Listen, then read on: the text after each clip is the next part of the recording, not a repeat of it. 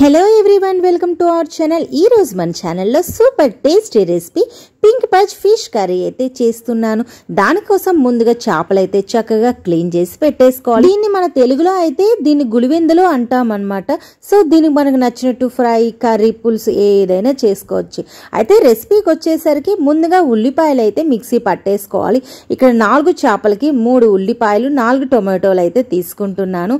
మరి ముందుగా stove on చేసుకొని ప్యాన్ పెట్టి కాస్త ఆయిల్ వేసుకొని వేడెక్కినాక కాస్త జీలకర్ర, అలానే మిక్సీ పట్టేసుకున్నాను కదా ఉల్లిపాయలు, ఈ ఉల్లిపాయల పేస్ట్ మొత్తాన్ని వేసేయాలన్నమాట.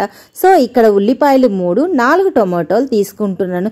సో ఎక్కువైతే బాగోదండి, తీపి వచ్చేస్తుంది. మీరు ఎంత కారాలు, ఉప్పులు వేసినా దాని టేస్ట్ తీపిదనం అలానే ఉంటుంది. సో ఉల్లిపాయలన్నీ కాస్త మగ్గినాక అప్పుడే దంచి పెట్టుకున్న అల్లం వెల్లుల్లి పేస్ట్ వేసి పచ్చి వాసన పోయినాక మిక్సీ పట్టుకున్న టమోటో ప్యూరీ ఉంది కదా, సో టమోటోల్ని వేసి బాగా కలిపేసుకొని, టమోటోలు కూడా లో ఫ్లేమ్లో మంచిగా మగ్గనియాలండి.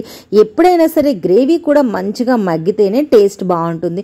సో కూరకు సరిపడ ఉప్పు కూడా వేసి బాగా కలిపేసుకొని కాసేపు అయినాక పసుపు, అలానే కారానికి సరిపడా కారం అయితే వేసేసి బాగా కలిపేసుకొని ఈ టమోటో గ్రేవీ అనేది బాగా ఆయిల్ తేలే వరకు మనమైతే లో ఫ్లేమ్లో కుక్ చేసుకోవాలండి.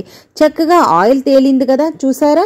ఇప్పుడు మనం చింతపండు నానబెట్టేసుకొని పులుసు అయితే తీసి పెట్టాను. ఈ చింతపండు వచ్చేసరికి ఒక మీడియం సైజ్ నిమ్మకాయ అంతా చింతపండు తీసి దాని పులుసు అయితే తీసి వేస్తున్నాను. సో 3 టమాటాలు, 4 టమాటాలు, 3 ఉల్లిపాయలు, అలానే చింతపండు వచ్చేసరికి మీడియం సైజ్ అంతా చింతపండు పులుసు అయితే వేస్తున్నాను. సో ఇదంతా మగ్గిపోయినాక మనం ఆల్రెడీ క్లీన్ చేసి కట్ చేసి పెట్టుకున్న చేప ముక్కలు ఉన్నాయి కదా, నేను ఇలా హాఫ్ కట్ చేసేసాను అనమాట. సో హాఫ్గా చేసి వేస్తున్నాను. సో ఈ చేప ముక్కల్ని వేసి బాగా కలిపేసుకొని ఒక 10 మినిట్స్ మూత పెట్టి కుక్ చేస్తే చాలండి. గ్రేవీ చక్కగా వచ్చేస్తుంది. మనం ఇంకా ఏం వేయాల్సిన అవసరం లేదు. ఏ మసాలాలు ఏమి వేయకుండా ఒక 10 నిమిషాలు అయితే మూత పెట్టేసి చూద్దాం. 10 నిమిషాలు చూస్తే wow, super tasty recipe ready అయిపోయింది కదా. ఇంకా ఎందుకు ఆలస్యం, ఇంకా పైన కొత్తిమీర వేసేసి ఇంకా స్టవ్ అయితే ఆఫ్ చేసేయడమే. నచ్చిందా అండి మన రెసిపీ? అయితే మీరైతే ఈసారి అయితే ఈ ఫిష్ తెచ్చేటప్పుడు అసలు ముళ్ళు కూడా ఉండదండి. చేపకు తెలుసా, అంత బాగుంటుంది.